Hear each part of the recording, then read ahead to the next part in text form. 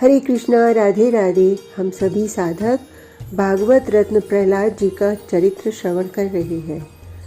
आज तृतीय अध्याय वंश परिचय।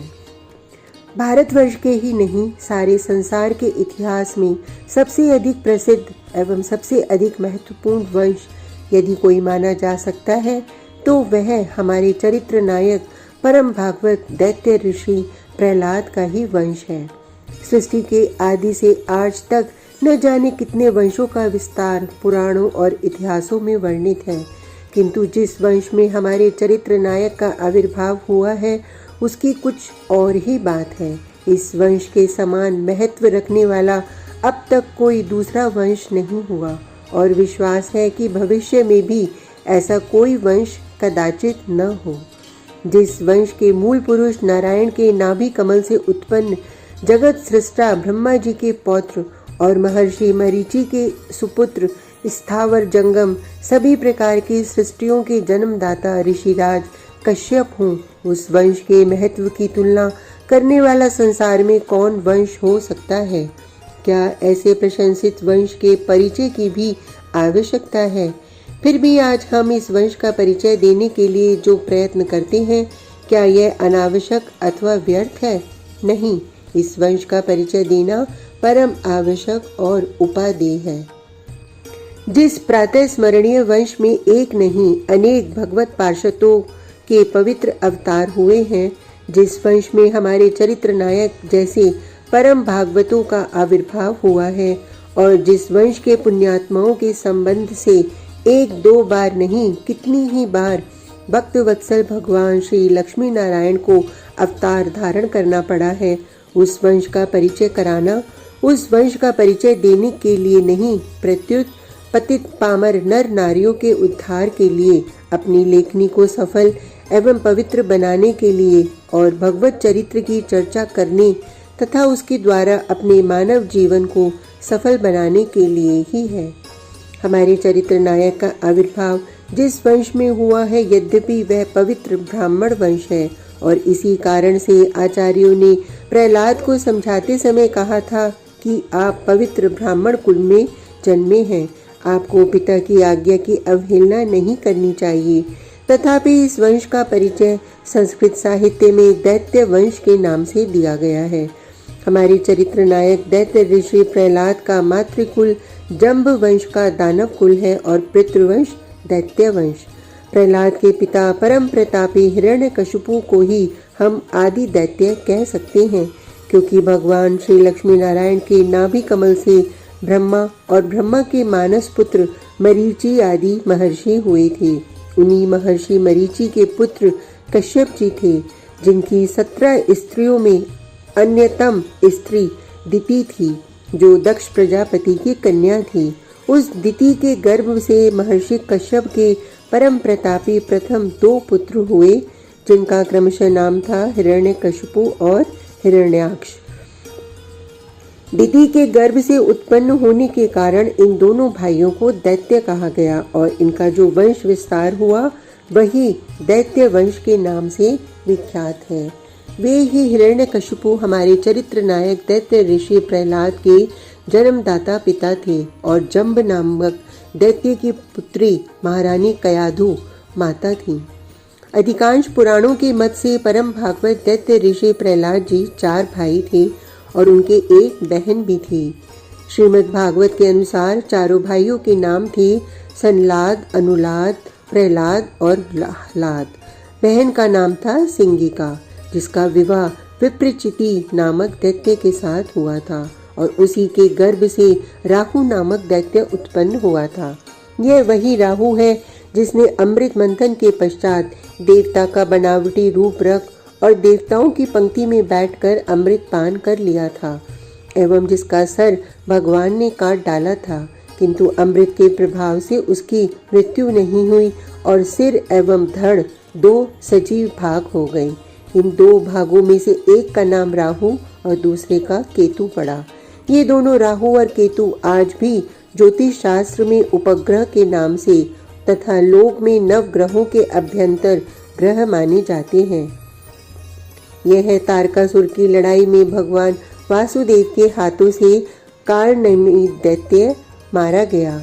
पद्म पुराण में भी कालनेमी को दैत्य ऋषि प्रहलाद का भाई लिखा है। बंगाल में अधिकता से प्रचलित कृतिवासी रामायण के अनुसार कालनेमी रावण का मामा था, जो लंकेश्वर के परामर्श से उस समय जब हनुमान जी विशल्यकरणी बूटी लेने के लिए गंधमादन पर्वत को गए थे, कौशल पूर्वक हनुमान जी को मारना चाहता था, किंतु उसके विपरीत वह स्वयमेव उन्हीं के हाथों मारा गया। इसी प्रकार वाल्मीकि रामायण उत्तरकांड में लिखा है कि विष्णु भगवान के भय से कालनेमी लंकेश्वर रावण के मातामह सुमाली के साथ लंका से भागकर पाताल को चला गया और वहीं रहने लगा। बात कुछ भी हो, किंतु इसमें संदेह नहीं कि हमारे चरित्र नायक 4 नहीं 5 भाई थे और उनका नाम था संलाद, अनुलाद, प्रहलाद, हलाद और कालनेमी। और एक बहन थी सिंगिका। पुराणों में इस संबंध में भी मतभेद है कि प्रहलाद अपने भाइयों में जेठे थे या छोटे या मझले। नाम के अक्षर में किसी स्थान पर लकार सहित हला का शब्द प्रयोग किया जाता है और किसी स्थान में रकार सहित हला का। यद्यपि प्रहलाद और प्रहलाद इन दोनों शब्दों के अर्थ में सूक्ष्मतया अंतर है, तथापि इसमें कुछ भी संदेह नहीं कि दोनों ही शब्द एक ही व्यक्तिवाची हैं और वह है परम भागवत दैत्य ऋषि प्रहलाद। व्याकरण के अनुसार यदि रत्नयो सारवर्णम मान लें तो दोनों शब्दों का भेद सर्वथा मिट सकता है। अतएव नाम के संबंध के विवाद को हम अनावश्यक समझते हैं। दैत्य ऋषि प्रहलाद की धर्म पत्नी का नाम सुवर्णा था। इसको बंगाली लेखकों ने अपनी रुचि के अनुसार सुवर्णलता के नाम से लिखा है। सुवर्णा हिरण्यकशिपु के वृद्ध मंत्री वज्रदंत नामक असुर की इकलौती लड़की थी, जो बड़ी ही साध्वी और पतिव्रता थी। सुवर्णा ही एकमात्र भार्या थी जिसके गर्भ से परम भागवत दैत्य ऋषि प्रहलाद के 5 पुत्रों के बाद होने की बात कही गई है। किसी किसी के मत से विरोचन और गविष्ठ 2 पुत्रों का होना पाया जाता है और किसी के मत से गविष्ठ को छोड़ दिया गया है। विष्णु पुराण, हरिवंश, मत्स्य पुराण, पद्म पुराण और शिव पुराण की कथाओं में मतभेद है। बात कुछ भी हो, किंतु हमारे चरित्र नायक के 2 पुत्रों के संबंध की कथाओं का अधिक प्रमाण मिलता है। एक तो विरोचन का, जो अपने आप को बड़ा ज्ञानी समझता था और बड़ा अभिमानी था। दूसरे गविष्ठ, जो बड़ा वीर था और जिसके ऊपर राज्यभार देकर हमारे चरित्र नायक ने त्याग ग्रहण किया था। गविष्ठ के शुंभ और निशुंभ नामक 2 पुत्र थे, जो अपने प्रबल पराक्रम से सारे संसार में हलचल मचाने वाले थे। विरोचन के एकमात्र पुत्र थे परम प्रतापी दानवीर राजा बलि, जिनके प्रबल पराक्रम से देवताओं के हृदय कंपित रहते थे, जिनके यज्ञानुष्ठान से देवराज इंद्र घबराया करते थे और जिन्होंने अपनी दानवीरता से सारे साम्राज्य को भगवान वामन के चरणों में अर्पण कर पाताल का निवास स्वीकार कर लिया था। वे ही राजा बलि हमारे चरित्र नायक दैत्य ऋषि प्रहलाद के पौत्र थे। राजा बलि के बाण आदि 100 पुत्र थे। ज्येष्ठ पुत्र बाण को ही लोग बाणासुर के नाम से पुकारते हैं।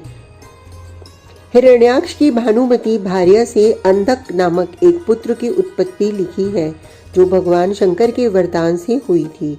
अंधक का वंश विस्तार तथा अन्यान्य दैत्यों के वंश विस्तार की कथा का वर्णन यहाँ न करके केवल ये कहेंगे कि इस दैत्य वंश के पुण्यात्माओं की पवित्र कथाएं पुकार पुकार कर कहती हैं कि संसार में इस वंश के लोगों के समान भगवत पार्षद, परम भागवत एवं न्याय पारायण दानवीर कोई नहीं हुआ और इस वंश के संबंध से जितने भगवत अवतार हुए हैं, न उतने भगवत अवतार ही किसी दूसरे वंश के संबंध में हुए हैं। अतएव हमने साधारणतः एवं संक्षेपतः अपने चरित्र नायक दैत्य ऋषि प्रहलाद के वंश का परिचय दे दिया, जिसको स्मरण करके आज भी न जाने कितने भगवत भक्त और भागवत भक्त आनंद के समुद्र में गोते लगाते हैं और भक्तवत्सल भगवान लक्ष्मी नारायण की अहेतुकी कृपा के पात्र हो रहे हैं। आज का प्रसंग इतना ही। कल तक के लिए हरे कृष्णा, राधे राधे।